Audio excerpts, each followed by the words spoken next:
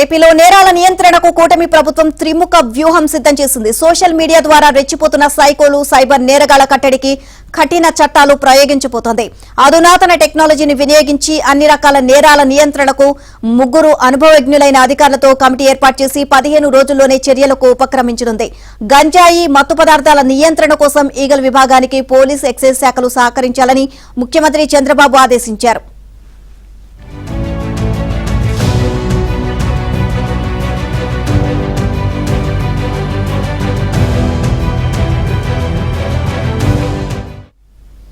కలెక్టర్లు, ఎస్పీలతో సమావేశంలో రాష్ట్రంలో శాంతి భద్రతలపై చంద్రబాబు సమీక్షించారు. ప్రస్తుతం నేరాల తీరు మారిందని, సైబర్ నేరగాళ్లు ఫోన్లు చేసి ప్రజలను దోచుకుంటుంటే వ్యవస్థీకృత నేరగాస్తులు ఇక గంజాయి సరఫరా చేసి సమాజాన్ని, భావి తరాలకు నిర్వీర్యం చేస్తున్నారని అన్నారు. మరోవైపు నేరగాళ్లు రాజకీయాల్లోకి వచ్చి అసభ్య భాషతో సోషల్ మీడియాలో పోస్టులు పెడుతూ సమాజంలోని అన్ని వర్గాలను మానసికంగా వేధిస్తున్న తీరు అత్యంత ప్రమాదకరమని అన్నారు. వీటి కట్టడికి పోలీసులు నడుం బిగించాలని, అవసరమైన సహకారం ప్రభుత్వం అందిస్తుంది అని భరోసా కూడా ఇచ్చారు.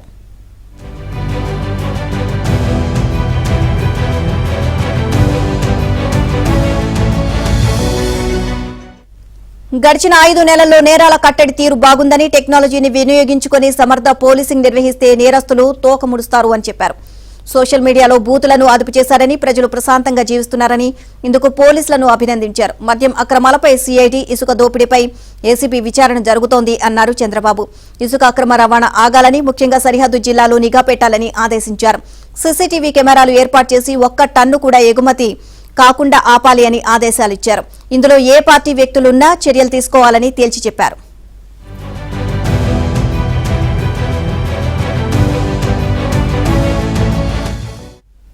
ఎన్నికల్లో మాట ఇచ్చిన విధంగా నాణ్యమైన లిక్కర్ సరఫరా చేయిస్తున్నామని, నాసిరకం మద్యం కట్టడికి చర్యలు తీసుకుంటున్నామని సీఎం చెప్పారు.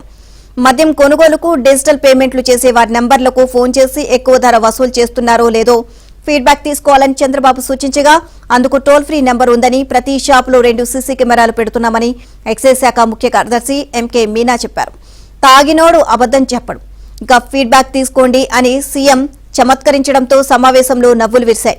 గంజాయి వల్ల గిరిజనులకు వచ్చే ప్రయోజనం కన్నా జరిగే నష్టం 100 రెట్లు ఎక్కువని, దీనిపై గిరిజనుల్లో చైతన్యం తీసుకురావాలని సీఎం సూచించారు.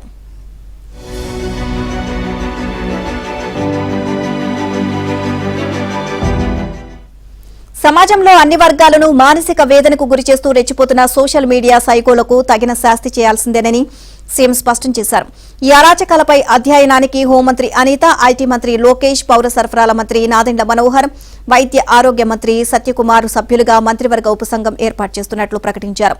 ఇక పోలీసింగ్ సమర్థంగా ఉంటేనే క్రిమినల్స్ తగ్గుతారని, ఇక టెక్నాలజీ వినియోగిస్తే ఎంత తెలివైన క్రిమినల్ అయినా దొరుకుతాడు, ఇక పోలీసులు అసమర్థులైతే నేరగాళ్లు సమర్థులవుతారు, వారు రాజకీయ నాయకులైతే అసభ్యత పరాకాష్ఠకు చేరుతుంది అని చంద్రబాబు చెప్పారు.